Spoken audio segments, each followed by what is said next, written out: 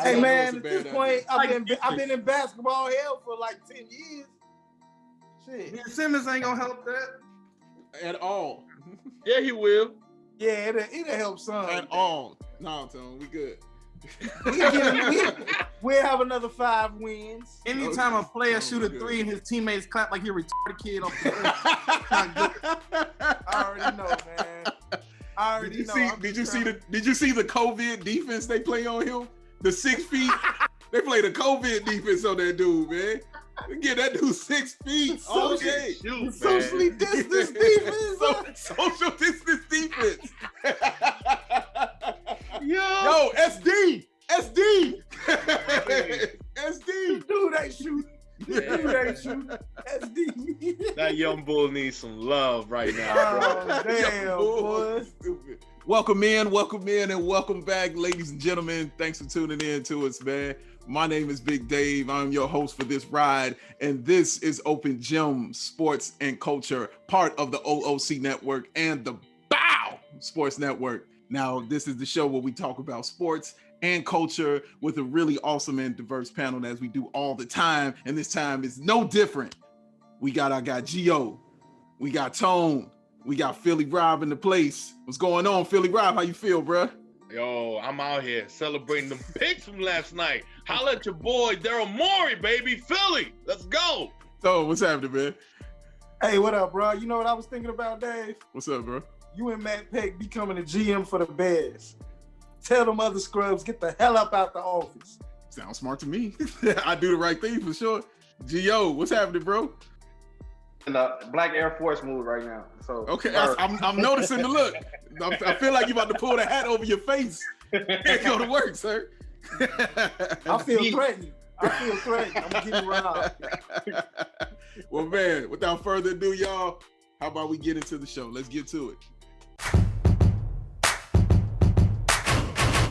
The NBA draft has come and gone, and outside of a couple of minor trades, the draft went as planned. Anthony Edwards was the #1 pick overall, going to the Minnesota Timberwolves. James Wiseman goes to Golden State with the #2 pick, and LaMelo Ball was taken 3rd overall by the Charlotte Hornets. The biggest surprise of the night was the Chicago Bulls taking Patrick Williams 4th overall. Now, Gio, I'm gonna ask you first, man, because I know you like to evaluate, these players beforehand, but did the pandemic hurt your evaluation of the players in the draft this year? Watch NCAA as much as I used to, and I just rely on the NCAA tournament. So, like, they robbed me of my in-depth analysis. So, I don't know none of these players. I haven't seen none of these players play besides LaMelo Ball. My team drafted Patrick Williams, and I don't know if I missed something, but they seem to show everybody else highlights, and they showed this man picking flowers. So, like, I'm confused with that. He didn't even start for his team, giving me a lot of Marvin Williams vibes. But I don't know. I'm hoping for the best. Maybe he the best, next greatest. Things I did notice, Greg Anthony's son, Cole Anthony, he had Spike Lee in the joint. That's a dub. You know what I'm saying? He had a documentary when he was a kid. That's a dub. When they asked him about, being drafted, he said he still don't feel 100%. So that's kind of an L because the season started in a couple weeks, One player who got drafted, he talked about his dad cooking a bunch. He's Jamaican, talking about his dad cooking oxtail and stuff. And I'm just thinking, like, he been eating oxtail this whole quarantine. I don't think he's going to be in shape when the season starts. But oxtails is good as hell, so I don't know if it's a win or a W. This is the L or a W. I don't know. That's a heck of an evaluation right there, brother. Yeah, this has to be the record for the most players crying during the draft. Like, everybody cried. Everybody cried. All 60 players who drafted, I'll say 42 of them cried. Let me ask you then, Tone. Let me come to you here, bro. Let me come to you. And we just talked about this man right here. So, as a Bulls fan, what was your initial reaction when they drafted Patrick Williams? I'm gonna be real with you, Dave. I had no initial reaction because I didn't know who he was. But I did some tape. I watched some tape on the man, and I feel like the Bulls, they fulfilled a position that they needed. Small forward. This dude looks like he can possibly be a power forward. After watching some film, I feel like at that position, small forward, Otto Porter Jr., even though I like him as a veteran, I don't believe that he's our future. So this kid can be our future. Otto can't really stay on the floor anyway. So I'm not sure if my team, the Bulls, won the draft. I'm not sure who won the draft, but we'll see. Time will tell. That's a good segue. The next question I want to ask my man Rob. For you, was there a clear winner and loser in this year's draft? First of all, let me give a shout out to Halle Burton. Yo, he nice, man. And shout out to his girl. She out there celebrating like Russell Wilson's girlfriend. You remember? Yes. And she was like, on that picture. Yeah, like she about to You know swallow what I his mean? head. Yeah. Well, for real, like, yo, I think the winners of the draft, without a question, is Charlotte. Let me explain to you why.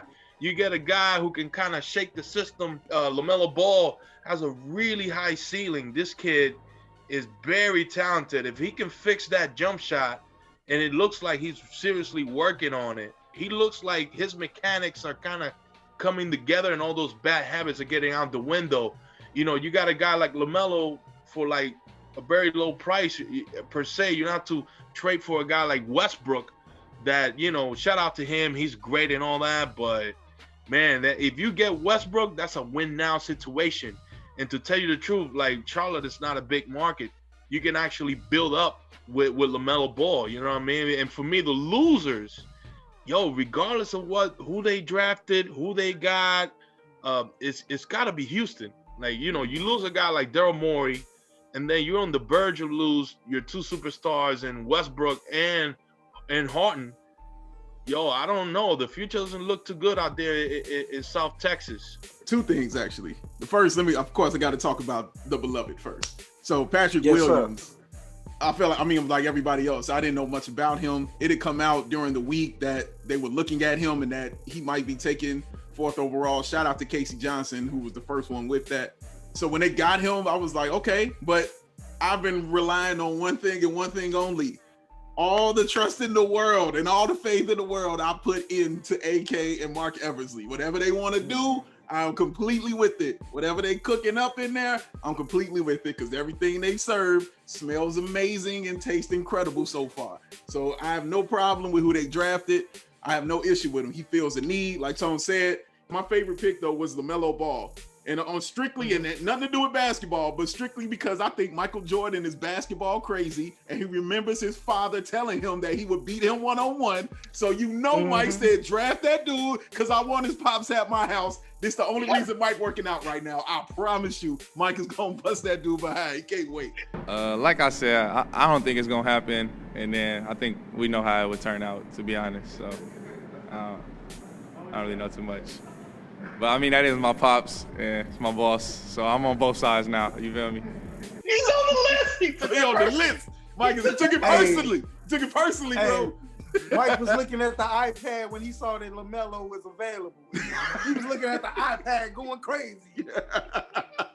Like, I can't wait. This is going to be awesome. He going to get LeVar like a nasty ass block with them crooked ass fingers he got. Sorry, man. He got rings to cover all of them, baby. Yeah, he got rings to cover him. He got rings to cover him, man. It's all right. Rob, I see you in your Philly gear, man. How did you think Philly did in this draft, sir? We got rid of Horford. We got rid of him and his sister. I don't know if y'all aware of what she been saying, but bro, she been trashing Philly ever since they got there. Like, yo, shut the f- up for once, yo, on the Ville. You know what I mean? You f***ing it up for your brother, like, yo. And then on top of it, you know what? We got Seth Curry. He can flat out shoot, man. This kid is not. He doesn't have the handles his brother got, but man, he can shoot and he can shoot that spot out three. It's just gonna be flawless for whoever plays point guard in Philly, which I don't think it's gonna be Ben Simmons, by the way. Because right now I know the Sixers ain't done. You know, that's for sure. I know we're gonna send out Ben Simmons out to Chicago. Y'all gonna send us. Hold on. We'll get into it. Hold on. We'll get into it. There were several big trades in the NBA with plenty of Woj and Sham bombs to go around. Chris Paul is now part of the Phoenix Suns after he was traded for Kelly Oubre Jr. and Ricky Rubio. Rubio was then traded to the Minnesota Timberwolves, and Oubre is now with Golden State. Drew Holiday was sent to the Milwaukee Bucks for a ransom that included Eric Bledsoe, George Hill, and several first-round picks. Dennis Schroeder is now a Laker after he was traded for Danny Green, who has since been traded to Rob's beloved Sixers, along with Seth Curry, who was traded with Green for Josh Richardson. Now, Tone, let me ask you first, man. What do you think was the biggest move so far? Man, I don't know what the biggest move is, but I'm gonna tell you, to me, what the biggest move is, and that was Klay Thompson tearing his Achilles for the Golden State Warriors. That, woo! I was looking forward to that team, the Splash Brothers, coming back and doing a thing, and to me, that is horrendous for that brother Klay, and that's bad for that organization. So who do they pick up to at least somewhat compensate for Klay Thompson? Man, I don't know, but I was looking forward to them being at least top 5 contender for the crown next year, and now that's gone. So yeah, that's definitely why they probably went and got Oubre Jr. immediately. Yeah, so, you're right. Yeah, no, Yeah, but is that enough? You're right, bro. But Gio, man, let me ask you, man, is there a team that you're keeping the eye on during all this trade discussion that you feel is going to make a move or at least wants to make a move? My eyes are on Danny Ainge in the Kobe's top right desk drawer for trying to trade Kemba Walker. The man had a bad hip. He just had a bad hip, Danny. That's all. He had a bad hip. Y'all didn't lose the series for the Mickey Mouse Cup because of his bad hip. Y'all lost it because y'all kept turning the ball over. Danny Ainge don't give a fuck about anybody, man. He tried to trade Bird when he was on the team with him. Like, this man, he traded Isaiah Thomas after his sister died, and he, like, played the game the next day. Like, everybody emotional tears, and he's like, yeah, but I don't think he's gonna make it no more. He was right, but at the same time, still though, morals, Danny, morals. You don't care. He traded Rondo when Rondo was having like one of the best point guard seasons ever. Like, he don't care. I heard Jaylen Brown in rumors. Like, what you gonna get back for Jaylen Brown that's gonna match that? Picks. He likes picks. He likes picks. He's not as much as Sam Presti likes picks, but he got like 50 picks. He does. But he likes picks, and there's always something up his sleeve. He's ruthless. He's like a old 1980s Texan out here making deals, and I just gotta watch. You just gotta watch. Yes, sir. Ooh. Yes, sir. Now, Rob, my man, gotta come to you, sir. I can't. What? I can't hear you. You know what? Aussie, oi. You hear that? That's Australian music. You know why? Ben Simmons coming to Chicago. Yeah, holla at your boy. Man, that light-skinned dude gonna look good in them black unis, bro. Come on with it, baby. Talk about triple-doubles, baby. Empty-ass triple-doubles in regular-ass season games. Come on with it, man. Send us Levine. We need his ass. You know what I mean? Philly in the building. With that being said, I got to clap a little bit to Oklahoma, man. Oklahoma they kind of, if they don't mess this up like we did with the process, we got 1 billion picks and only 2 superstars to, have on the roster right now, they got a future, right? You know what I mean? They might be good 10 years from now, but for now, they setting themselves in the right path. I mean, it's a small market team, but man, Chicago, Ben Simmons. Come on with it, baby. Come on with it. You know you like that. Ooh, he gonna look good with the black uni with the red pinstripe. Ooh, he gonna rock that John. He gonna be looking lost when he stopped the dribble. He can't find nobody to pass the damn ball to. Ooh, you wildin', Rob. Dropping fire, baby. Pop. We got to get a mute button on this show, man. But let me say this. The James Harden possibility of him going to Brooklyn is a trade that I would just love to see happen. One, because it puts immense pressure on Brooklyn. If it's championship or bust. That's how it happens in the NBA. You get 3 of them superstars, you don't win a ring, well, then it's a bust. 2, it puts more superstars in the East. And you know how the East has always been the little brother for the past, 20 years to the West. You know what I'm saying? It's been like that for a while, man. Ever since the Bulls, that's basically ever since the Bulls got up out of here in the 90s. It's been little brother city for the East and the West. So bringing more superstars like Harden, maybe Russell Westbrook shows up in Washington, having LaMelo Ball now down in Charlotte, just putting those superstars, you know what I'm saying, in the East is just going to make the competition better. And man, I'm excited to see it. Hey, you know what else I'm excited to see, Dave? Go ahead, Tom. I'm sorry. Well, other possibilities such as maybe Harden. What if Harden went to Miami? It's a possibility. What if he ended up in Miami? They could use a score that can put up 60 points. Dave, you said championship or bust. It's gonna be a bust. We all know it's gonna be a bust. They're not gonna play well together. Kyrie not even gonna make the playoffs.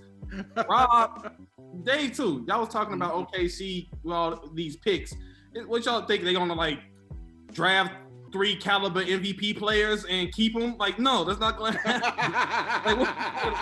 And also, Rob, you was talking about Daryl Morey was this great GM. All we know in a dark corner of the internet, he's the reason why COVID is happening right now. So, like he traded their center and had Russell Westbrook out there going crazy because nobody was in the painting lane and thought they was gonna win. Like, damn right, he learned his lesson. That's why he got that job in Philly, because we got big men. We good. We'll be all right. Yeah. I'm looking forward to Harden going to Brooklyn, to tell you the truth. I want to see that spiral down and crash. Exactly, Rob. I'm here for the drama. Nah, I mean, I'm here for this drama. What is bomb? The real shit. Hey, what the Lakers gonna do? And they going. I mean, what? Look, Ben Simmons is going to Chicago, and then on top of it, Anthony Davis too. Y'all should be excited. I don't know why y'all not excited. Let's go. Don't put that evil on me, Philly Robbie. Y'all best defender. What y'all just gonna get rammed out the gym if he leave? Well, they got Danny Green. Oh, that's true. Yeah, they got all pro. Y'all have to rely on Danny Green. Don't forget, they got all pro out there, son. I'm so happy for y'all. Y'all got Danny Green, man. 2-time champion. Danny Green. Hero. Wherever Danny Green has been for the past 2 years, they win. He's back to back. Danny Green. Danny Green got 3 rings, bro. Come on, man. Danny Green got 3 rings. Oh, excuse me. Excuse me. Yes, he might be the rabbit foot. Like, he might bring a title. I doubt it, but he might be that rabbit foot we need. He might be the new Robert Horry out here.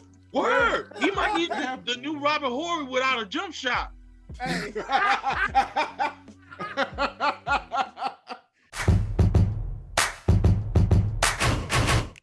Joe Biden has defeated Donald Trump to become the 46th president of the United States, or so we think. After a colossal voter turnout and garnering more votes than any candidate ever, Joe Biden beat Donald Trump in the 2020 presidential election.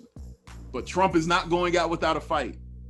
He has filed a plethora of lawsuits, alleged voter tampering, voter fraud, demanded recounts, and has threatened to take all of this all the way to the Supreme Court if need be. Now, Gio, let me ask you first, man. Will all of the effort to stay in office work for Donald Trump? I don't know, man. He got the power of whiteness on his side, which helped him get elected in the first place. I mean, this is the guy from Apprentice, the guy from Home Alone. You know what I'm saying? Like, why is he president? He's been talking about the election of the league was rigged before it even happened. Mail fraud because he knew everybody was going to mail in their ballots. All the crazy stuff, there's still 45% of Americans riding the dime for this man. He probably scared of them charges that's crumping up in New York. And he's kicking and screaming on his way out. For all we know, this is going to be a civil war in 2021. Some say procedure will prevent that, but what has been procedural about his whole presidential run so far? All right on, man. Well, Rob, let me ask you, sir. Do you think Donald Trump has any chance of staying in office as the president re-elect? Oh, man, he just throwing whatever lawsuit, whatever sticks to the wall, man. Just too many votes to flip. At the end of the day, man, Pennsylvania, literally whooped his ass, man. You know what I mean? And he just buying time with all those lawsuits, man. He's questioning all those volunteers that spend time and actually put their lives on the line you know, during the pandemic, he's questioning their work. He's saying like, your work, I don't believe in it. You know what I'm saying? He's not believing in the American people. And that to me is insane, man. You know what I mean? He's acting like a dictator, you know, during his presidential run, man. He's got his family on his cabinet, you know what I mean? And that family got them fingers in the cake. Blah, you know what I mean? They out there trying to get a little bit of that sugar and trying to get as much sugar as they can, you know what I mean? But there shouldn't be a civil war out there when the real decision, when it's time for him to concede. I'm gonna tell you why. If the police and the law did their job, you know what I mean? There shouldn't be a war out there. They should put an end to it. If you're out there with a gun, scaring people, you should be in jail, period. All these motherfuckers are gonna come out and wild out, you know what I'm saying? And that's why I told people, like, yo, stay indoors. It's getting cold. COVID is spiking, you know what I'm saying? The next move for Donald Trump, he's gonna buy a network and he's gonna be Fox News way to the right. Like, they're gonna be like right exit, you know, out the highway type of stuff, you know what I mean? That's interesting. Tone. I mean, people got the orange spray. I mean, fake news. Let me ask you, sir, what do you feel are the next moves Donald Trump is making or planning? Man, let me take this hot ass. Man, I think I got COVID. I couldn't breathe in that bitch. Shit. In my dystopian opinion, Trump has already put together a secret force, and he's arming it and ready and in formation to take the Secret Service out when they try to take him out of office.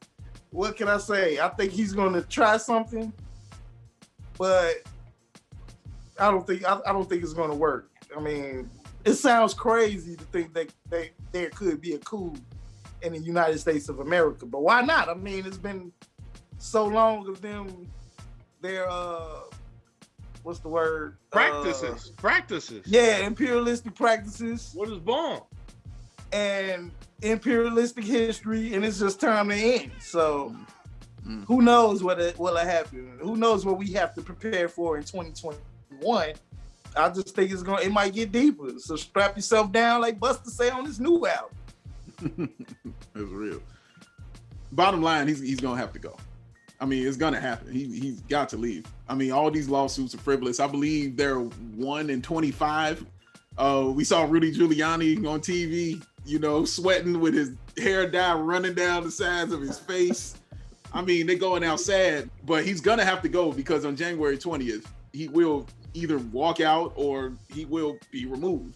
That's really what will happen.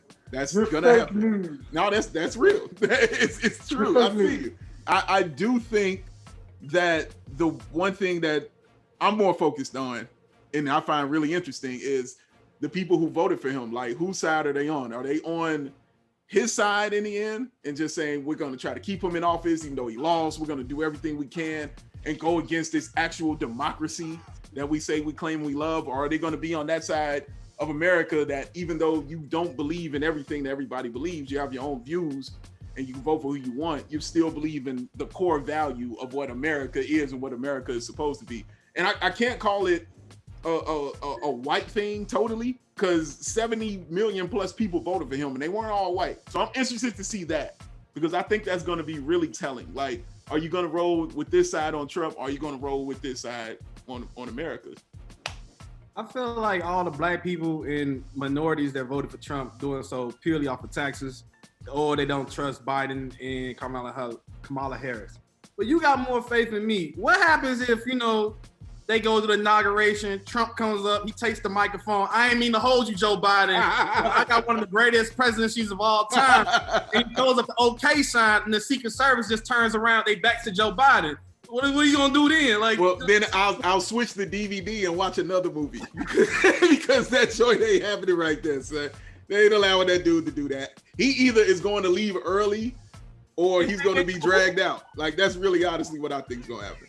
But that's what it is when you in cahoots. Yeah, I think it's gonna be. I'm not saying nothing crazy is gonna happen. And we're watching crazy stuff happen right now. Unprecedented things happen right now. You're watching it. Crazy. But dude, I'm prepared for some kind of wild things. You know what I'm saying? But I don't know if it's they're gonna let it get that wild. There is a line I think that they have. Like, all right, now come on, buddy, move along. He's an habitual line stepper. Steps That's on true. That's very true, We sir. had over 500 million votes that wasn't counted for me. I got COVID. I beat it. In 3 days. I've done everything for black people, more than Abraham Lincoln and possibly Jesus. And yet, here we are discussing Biden and Kamala Harris possibly rigging the election. This is just ridiculous. This is just ridiculous. Hey, Rob, throw in what you had to say, man. I mean, to tell you the truth, man, there's a lot of people who don't trust the Democrats either. And I don't blame them. You know, a lot of people wanted Bernie. A lot of people wanted other candidates, man. And you know what? At least this time, Democrats didn't shoot themselves in the foot like they did in 2016. So, you know, they got the flavor of the month with Kamala. I'm not a big fan of Kamala. I wish her well. You know, everybody's talking about she's like the hottest, like the best thing since sliced bread. You know, she got into that position by, you know, on the backs of a lot of innocent people, you know, that she put in jail. So let's never forget that. Let's hold her accountable. You know what I mean? Let's not be, you know, snowflakes. And, you know, at the end of the day, yeah, she repping for us and all that. She's like the first woman, you know, in that position of power. But, you know, let's hold her accountable because she wasn't an ally back in the 90s. So let's keep an eye on her for that. I'm kind of happy, you know, we'll see what's up. You know, right now we got Trump out. I don't think Biden is going to make it to 2024. So to tell you the truth, you know, more young people are going to step up, you know, for the Democrats. And what I want to see in 2024, I want to see, man, what's that lady name from Georgia, man? She got a lot of people to vote. ACA. And word is bomb. And I would love to see her as vice president. You know what I'm saying? And hopefully somebody new like Obama. You remember when Obama just literally came out of nowhere and took over the whole party? We need somebody young like that who can actually speak to the people and just, you know, help out, man. Because right now a lot of people are suffering, man. 2021 is going to be a lot of evictions, and that's real. Mr. Trump, Tone, you want to add to that, sir? You heard what he had to say. How do you feel? I just think that it's all fake news. They're all being faked out. Turn off your TVs. Proud Boys, stand by. I already thought it was Trump until I saw his hand. Man, thank God that dude is out of here. I really don't. It really don't matter what old white man is in there. It's always an old white man. So. All right, ladies and gentlemen, it is time for that segment that you love called The Final Shot. Now, this is when the panel gets to speak about anything they want to in the world of sports and culture. It is all up to them. Ladies and gentlemen, I want to talk a lot. I want to talk a little bit about boxing. You know, as everybody know, next week, Mike Tyson comes back to the ring. Yes, Think sir. about that. The last time he was in the ring was in 2005, and he looked like crap. The dude had to retire.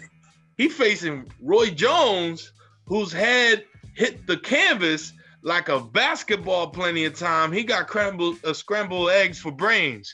So, you know, that's just a lot about the state of boxing. And what is the state of boxing? Fans won big fights. You know what I mean? Terence Crawford fought a bum from the UK. Not exactly a bum, but the dude got his accomplishments. He just can't beat Americans. You know, people are waiting for Terence Crawford and Errol Spence. That's a huge fight. And sadly, right now, promoters are in the way of it. Premier Boxing Championship and Top Rank. Everybody's talking crap. Even Dana White got into it the other day talking about Top Rank. Pay your boxers. Even if you're taking losses, pay them. They got people to feed. You got the money. You got the wealth. And this is the first time I ever agreed with him in anything he has said. So, hey, boxing, promoters, get your shit together. This past season, we've seen Adam Silver try to find new tricks to the game of the NBA to make it more entertaining, I guess. I don't know why, make it more entertaining. He's talking about in-season tournaments, like this is high school, and they made it official now. They're going to have play-in games for the NBA tournament. I want to be on the record of saying this is the dumbest shit I ever heard.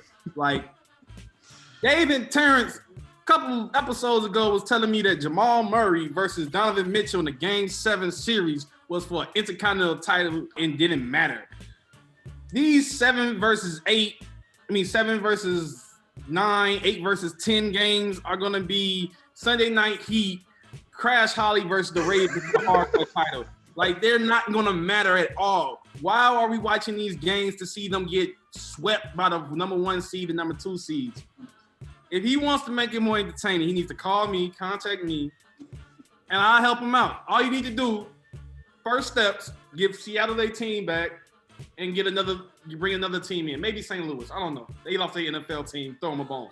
4 divisions, 8 teams each division. You the top 4 of your division, you make the playoffs. All this other extra stuff, let's get them in. Like, nah. When we just talking about participation medals, now we going to put participation medals in the NBA? No, you didn't make the playoffs. You didn't make the playoffs. I'm tired of it. I'm sick of it. I need to give it a rest. And that's my final shot. All right, sir. Completely disagree with you, but yes, I hear your point. Yo, in 2011, the Chicago Cubs, my beloved, signed Theo Epstein as their general manager. In 2016, the promise was fulfilled. We got our World Series. It felt like a billion years of waiting, even though I got in tune with the Cubs in 1984 or 1982 when I was a shorty. So 1 year short of his 10-year anniversary with the Cubs, he's decided to call it quits and let Jed Hoyer take over as GM for the team. I'm excited. I have mixed emotions with the Theo Epstein run, but overall, I think it was a success. The Cubs have a World Series under our belt, and that's the most important thing after 100 years without one. Maybe I'm hoping with Jed Hoyer, it won't take another 100 years to get one. The team in the last 4 years has not been great to me. Been kind of mediocre, even though they have competed. They went to some playoff games, but it's not enough. I want more, just like I want for the Bears and the Bulls and the Sox. I don't like how you said that and the Sox at the end, brother. It sound a little haterish a little bit, but all right. The Chicago Bears are an embarrassment. Let me not even say that. The Chicago Bear offense is an embarrassment because the defense and the special teams is always good. But the Chicago Bear offense is an embarrassment. Statistically, this is the worst offense they've had since 2004, which was the worst offense they've ever had. And that was Chad Hutchinson and Chad Henne. 2 dudes named Chad was our quarterback. But let me run down some stats for you real quick. This is just off of rushing, okay? They are last in rushing attempts, last in rushing first downs, last in rushing yards, 31st in yards per attempt, and last in rushing touchdowns. Now, then something else started popping up at me, okay? Just these numbers, they are 31st in all of these things right here. Points scored, yards per game, first downs per game, third down conversions, first downs per play. They're 15th in offensive plays per game, but they're 31st in yards per play, and they are 30th in touchdowns per game. Now, when I was looking at all this atrociousness, something started popping out to me. And this should make you sick, Bears fans. One thing started popping out to me. And that thing that started popping out to me was the New York Jets. Because that is the team that is below the Bears every time. Yes, we're New York Jets territory, Chicago fans. And as everybody should always know, you never go full Jets. Trash offense, you're trash. And that, ladies and gentlemen, is going to conclude our show. My man Tone, my man Gio, my man Rob, thanks for hanging out with us once again. I am Big Dave, and this is Open Gym Sports and Culture. Peace. Gangsta.